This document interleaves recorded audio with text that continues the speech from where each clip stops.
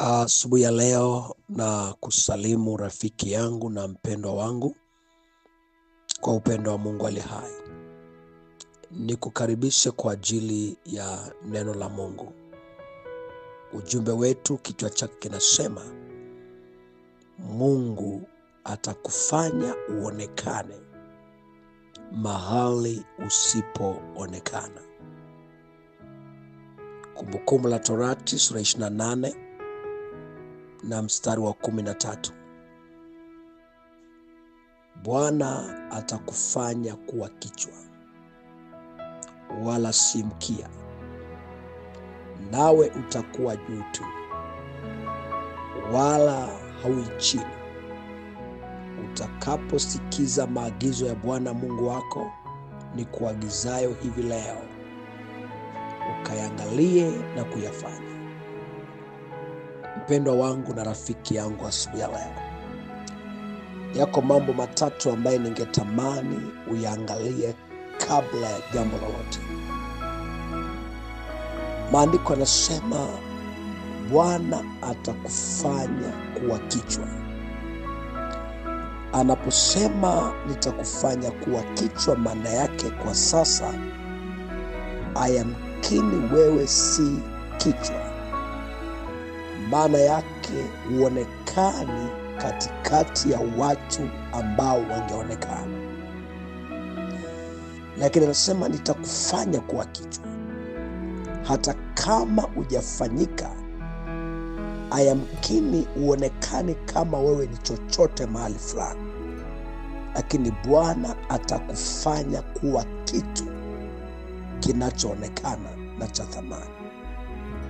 Na si tu kwamba atakufanya kuwa kichwa, no, anasema nitakufanya wewe kuwa juu tu.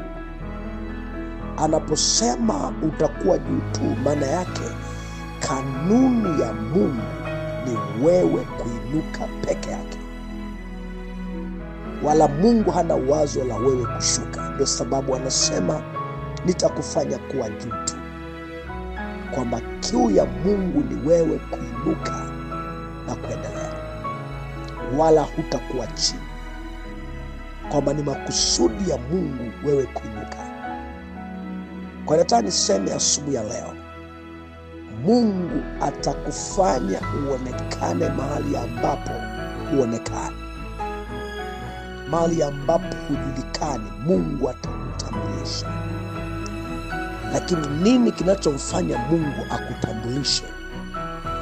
Ni wewe kuyafanya maagizo yake, ni kuishi katika kusudi lile ambalo Mungu anataka uishi wewe. Kwa sababu anasema utakaposikiza maagizo yangu, na si tu kusikiza, hapana, na kuyafanya, ndipo Mungu ataachilia neema ya wewe kuwa kichwa.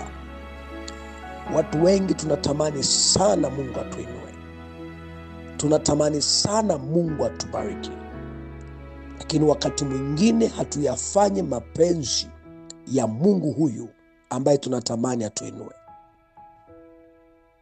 Kitabu cha Daniel ile sura ya 5 na mstari wa 11, anasema yuko mtu katika ufalme wako ambaye roho ya miungu ya watakatifu inakaa ndani yake. Wakati mfalme alipoota ndoto, akawaita watu wenye ujuzi mbalimbali, Hakuna aliyekuwa na fahamu thamani, umuhimu wa Daniel kwa wakati huo. Hakuwa anaonekana, ila waliitwa wachawi, wakaitwa majini, wakaitwa kila mtu mwenye maarifa ya kutafsiri ndoto kwa aina yake. wakashindwa kuitafsiri ile ndoto ya mfalme. Lakini yuko mtu ambaye Mungu ameweka neema ndani yake, alikuwa anaitwa Daniel. Roho ya Mungu ilikuwa juu yake. Nataka nikuambia asubuhi ya leo,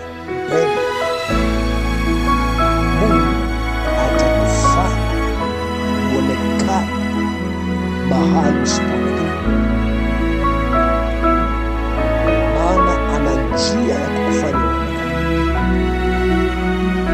Ile ndoto waliposhindwa kutafsiri wakati wanaulizana, baadhi ya watu wakasema yuko mtu katika ufalme, na hata wakati wa baba yako waliweza kutafsiri ndoto, wakamwita Daniel, naye akatafsiri ile ndoto ya ufalme, na kupitia ile tafsiri ya ile ndoto Mungu akamfanya aonekane. Sasa akatoka chini akapandishwa viwango vya juu.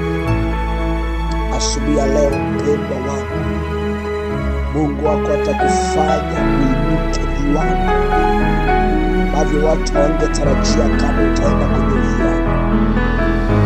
Baada ya mkini kupitia kibao tunacho, Mungu atakupeleka viwango.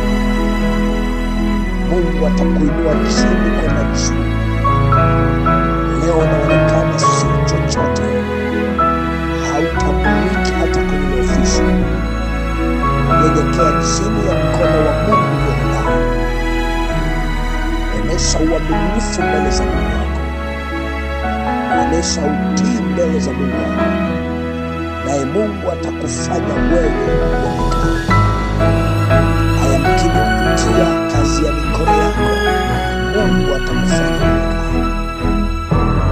Pale utakapomtazama awezaye kuinua mtu kwa wakati wake na majira yake.